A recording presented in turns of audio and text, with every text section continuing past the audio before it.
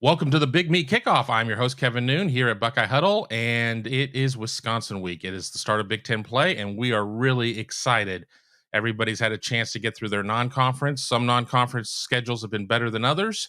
For the Buckeyes, they had Notre Dame. We don't know how great Notre Dame is at this point.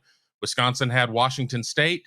At least both of them can thumb their noses at Michigan, who played essentially nobody. But let's talk about the upcoming Ohio State Wisconsin game. I'm bringing in a good friend of mine. I'm bringing in Jake Kokorowski of the Wisconsin State Journal. And Jake, thanks for joining us. Hey man, it's been a while. Good, thanks for having me on. Appreciate you. It has, and it's been a while since Ohio State and Wisconsin have played. You have to go back to 2019 when they played twice, and a lot has changed at this point. But one thing that doesn't change: Wisconsin runs the ball, and that has been just a tenet going back. Previous to Paul Chryst, to Barry Alvarez, that's just what Wisconsin does. And how potent is this running game? Are we focusing too much on Braylon Allen or not enough? It's a great question there with Braylon. He's averaging about 110 yards per game on the ground. You're looking at his stats right there. I mean, he leads the team in rushing, obviously, has 5 rushing touchdowns, has had, a record-setting 96-yard touchdown run against Illinois State. Followed that up, a couple weeks later with a 39-yard run to get kind of the get-right game last week, right, against New Mexico State after that blunder against Wazoo. So he's the main back. He's all 6'2", 235, 240-ish, has the physique, but he also, there's speed, there's patience and whatnot. So you have to keep tabs on someone like Braylon Allen just because of his ability. It's hard to tackle him, but also he can get out in the open. And when he does, he's got enough speed that he can take it to the house if needed. And so there's that. But I mean, you shouldn't actually, you have a great segue with this, Kevin, because I'm writing an article that'll be out on Friday about the bond between there's 3 running backs that fans should know about that aren't Wisconsin fans. And that's not just Allen, but you have Chez Mellusi, the Clemson transfer. And then also someone like Isaac Guerendo, who has battled injuries pretty much, it feels like almost every year. And he showed up last week too. I mean, each of those players gained at least 70 yards against New Mexico State. Now, as a disclaimer, the Aggies are one of the worst programs in the FBS. They are an FBS independent going to Conference USA, and it's a rebuilding year underneath Jerry Kill, to say the absolute least. But, they got on track, and I'm writing an article about their bond, and, they all provide a complementary nature to each other. And I think that it'll be interesting because Chez, I was talking to Isaac Guerendo about it, and talk about Braylon being a bigger back, and he can use it to his advantage. Chez Mellusi runs behind his pads, and runs hard. And for when Guerendo can get in space, he can make people miss. And you saw that even on, it may have been mop up or garbage time, but he took it 30 yards to the house against the Aggies last week, and he didn't even have to turn on the afterburners. So those 3, I would say, with Wisconsin, you have to always watch for the run. It's a retooled offensive line from last year where Bob Bostad returns to the offensive line. He coached some of the best lines between 2008, 2010 and 2011, I should say. And we'll see how that, they didn't get a lot of push against Washington State last, a couple weeks ago. They reaffirmed their dominance against an overmatched Aggies front 7 or front 6, whatever you want to call it, with their 2-4-5 scheme. So it is, I would say, it's going to be a different animal against Ohio State, but Wisconsin does run the ball. The key, though, I do feel, though, Wisconsin's got to make some plays from the air. They can't be as one-dimensional as they have been against the Buckeyes in previous years. And that brings me right into my next question. That's the enigma that is Graham Mertz. We saw him come onto the scene against Illinois in his first year. Looks great. Oh, no, Big Ten's on notice. Wisconsin's got a dude at quarterback. And then since then, just really, at least in big games, it's not been there. I mean, what is your take on Graham Mertz? I mean, and it seems so far this year in terms of what the schedule has presented Wisconsin that it's a better Mertz. But is that just a result of the schedule there, or has he turned a corner? I mean, I think that you can see that he's turned the corner, and I think obviously you won't know until. Yeah, I would say even the Michigan State game. Now, the Michigan State game may be even skewed because you saw what the Spartans gave up through the air to Michael Penix in Washington last week. But this is with Mertz, you're seeing the improvements in footwork, in accuracy. He's completing over 70% of his passes through 3 games. has 6 touchdowns to 2 interceptions. I think he's making better reads, and every quarterback's going to have a bad throw here and there. People like to be, when you're criticized as much as someone like Mertz at times or others, people pile on one mistake, but it's almost like an offensive line too, where they're going to, you can't be 100% perfect. We're human on that end. But with Mertz, you're seeing him make the right throws, the right reads. I mean, there are a couple of them too, where he's still progressing, where even Paul Chris mentioned, I think it was after the Washington State game that, mentioned that, he took some deep shots on that field, but he needs to, there might be some easier ones down, to take in the intermediate range, essentially. I'm paraphrasing, but he puts up a nice deep ball. He can throw nice, you saw that with Quintez Lewis against Washington State, and even Clay Cundiff too this past week. You've seen him, I think, improve. And I think it's also partly the scheme that's being evolved underneath offensive coordinator Bobby Ingram. This isn't just Paul Chris offense anymore. We all know who Ingram is, for those that with Big Ten ties. Great, all-time great at Penn State. Very, very, very solid wide receiver at, in the NFL. And then what he's done as a coach, both at Pitt and then with the Baltimore Ravens. And I think, one thing Mertz mentioned to me during Big Ten Media Days is that they feel that they can have the defense. They'll now force the defense to cover the entire field. And I think that's one key that will stand out. We'll see if that happens against Ohio State.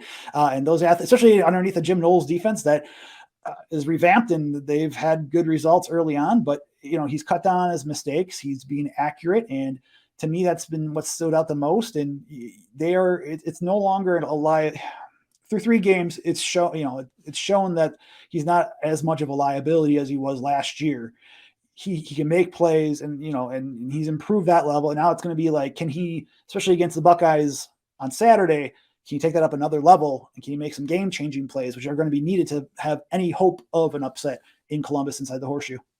Let's switch over to the defensive side of the ball. And, there've been a lot of rumors on social media about how down the Badgers are in terms of members of the secondary. I mean, I've read things saying 3 starters, but, then I've also read notes saying, well, one was hurt, in the off season or whatnot. So can you set the record straight based on, when we know coaches can be a little dodgy when talking about injuries and things, but where does this secondary stand, and just, how good is the secondary? Because, we look at the Jim Leonhard defense, and I think a lot of us focus on the front 7 more than we look at the back end of the defense. Right. And, when you talk about the secondary, just to set it straight too, Alexander Smith on the preliminary injury report this week was out. And, it's been noted before that he has been battling a hamstring injury, and those, as are very tricky. Justin Clark, who is a 7th-year transfer from Toledo, who played underneath cornerbacks coach Hank Poteet, before Poteet went over to Wisconsin last year. He's now a Badger, but he missed the first 2 games due to injury as well. But he played last week.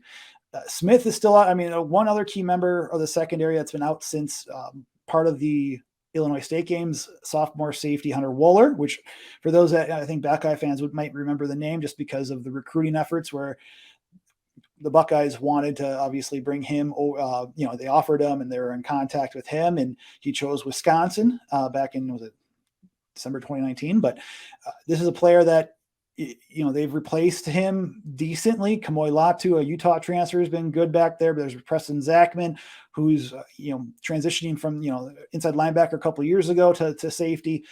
And, they're both getting some reps there. But that, Wohler is a special talent. There's reasons why some of the best programs in the nation were recruiting him. He's got a unique athletic ability, and, it's going to be, we don't know when he will return. And so that's going to be something to watch for Wisconsin. Yeah, I think with the cornerbacks in particular, I'll go to them first. You have, there's reasons why they brought in 3 transfers, Clark, but also Kentucky transfer Cedric Dort Jr. On top of that, UCLA cornerback Jay Shaw. And I think that leadership can help with some of the younger guys. One guy I'm really high on is Ricardo Hallman, a South Florida product, former 4-star cornerback prospect by Rivals for the 2021 class. And had his first career interception last week. And this is a secondary that's rebuilding instead of reloading, I should say, instead of rebuilding and whatnot. But they're still working to communicate with each other too. And I think that's going to be what's going to be really interesting. Is just Washington State provided such a unique scheme with their coup grade, if you will, that it was, they had to go to a dime formations with 6 defensive backs, and we haven't seen that in quite a while. But on top of that, it's a completely different type of look compared to what Ohio State's offense is, what the other two opponents have been so far this year. So I think the secondary is good. I think it's gonna be hard to call this a litmus test against Ohio State offense that has almost 360 yards per game passing right now, and CJ Stroud's thrown 11 touchdowns to only 0 interceptions. So this is it's a tall challenge, and you have an assembly line of wide receivers each year that keep producing. So this is going to be their biggest challenge of the year. I think the next one's Maryland coming up down in November with their passing attack. But this is going to be something to watch moving forward. Moving a unit closer to the ball, to the line of scrimmage, let's talk linebackers. And when I was going through in the offseason looking at the best players in the Big Ten, outside linebacker Nick Herbig was somebody that I had defensively as one of the best players in the league. Is he one of the best players out there that's not being talked about? Because, I think that people look at corners and defensive ends. Those are the positions that people want to talk about. The end, especially the edge, is the guy that, Right. that makes all the money. The corner's the guy ends up making all the money. But, just what does Nick bring to the table for the Badgers? Yeah, and he plays off the edge in Wisconsin's 3-4 scheme, or when they go to nickel, the 2-4-5 look. So he's out on the edge. He's got 4 sacks. He's got 4 of Wisconsin 7 sacks so far this year. And so, that's going to be a key for Wisconsin's creating some change opportunities for its offense, and basically replicate what happened to them against Washington State to pull an upset on the road. But Herbig has 4 sacks already this year. Player that his athleticism and just his nasty streak is impressive. This is a player that started from his first game as a true freshman. And so this is, he's got the speed, he's got the tenacity, and he really looks he's grown into a leader. That's one thing a lot of the outside linebackers mentioned. He's one of the leaders of the team now, not just the outside linebacker group. So, he's into the heart and the soul of the defense and the team, but he also is someone that Ohio State will have to home in on and neutralize. And on top of that, the other 3 players that got sacks for Wisconsin in the first 3 games are 2 safeties and an inside linebacker. So you're going to need more production from the other edge. And Darrell Peterson, a redshirt freshman, a former 4-star kid, looked the part last week. 5 pressures by Pro Football Focus they credited him with, along with 2 quarterback heroes officially, but a very twitchy player, powerful. We've heard the word violent from him, and he obviously is from Ohio too. He's from the Akron area. So again, this is going to be, they need someone besides Herbig to step up this week and throughout the rest of the season. But I agree with you completely that he is one of the Big Ten's best players and should at the very least be a first team All Big Ten selection at the end of the year. You're watching the Big Me Kickoff with your host, Kevin Noon. I'm joined by Jay Kokorowski of the Wisconsin State Journal. We think of Wisconsin, and at least for those of us not in Wisconsin or charged with covering the Badgers, and we think about the lines, the offensive line, the defensive line. I'm going to kind of run them together. I've talked to a multitude of people, and there seems to be a little bit of a,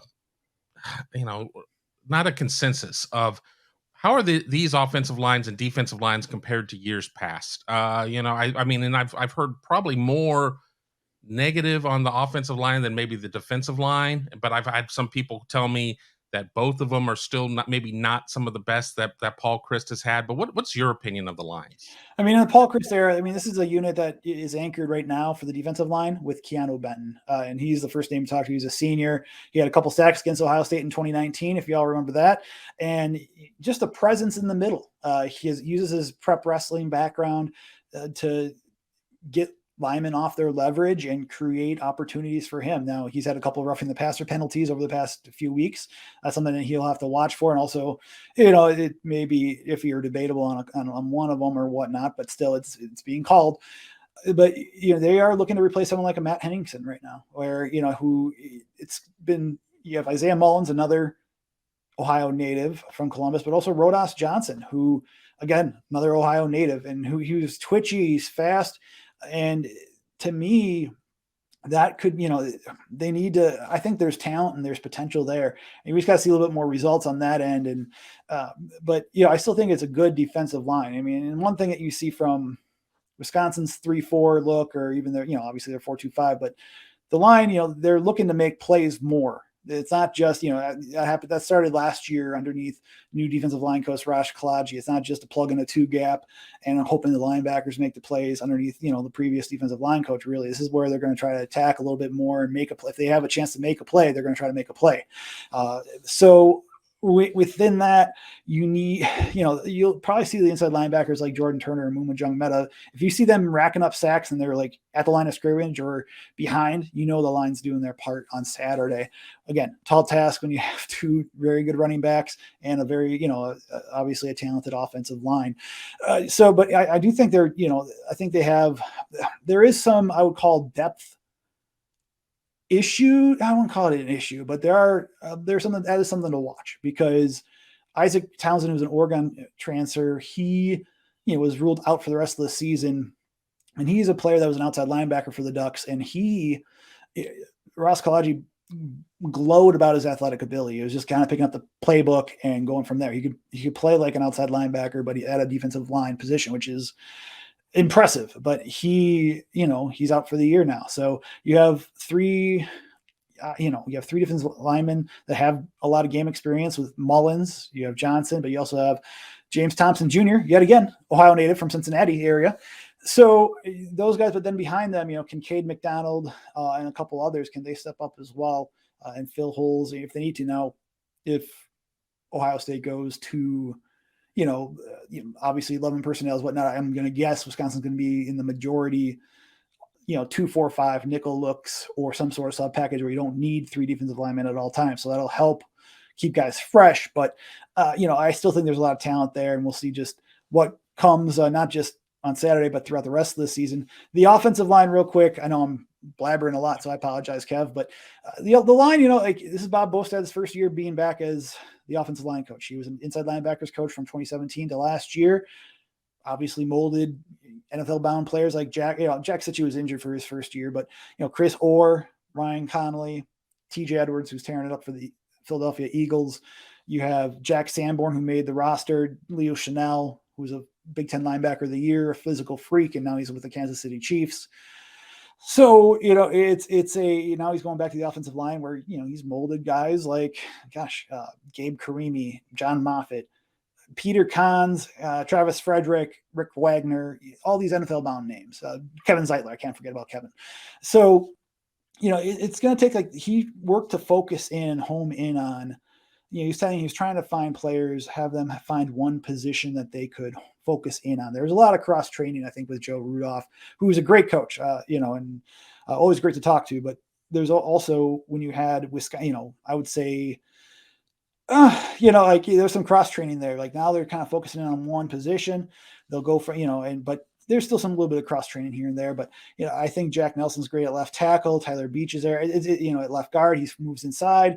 You have an NFL caliber player in Joe Tippmann. And I think the thing that you're going to have to figure out is what's going to happen on the right side of the line, because you started seeing some players like Tanner Bortolini and Trey Wade go in last week, along with, Michael Furtney and Logan Brown, who started on that line. So those are just some things to watch for, going in. I think there's, may not, I think they can be a very good unit this year. And we've seen that they've kept him upright. Graham Mertz, him being him, only 6 sacks, and not all that's been on them.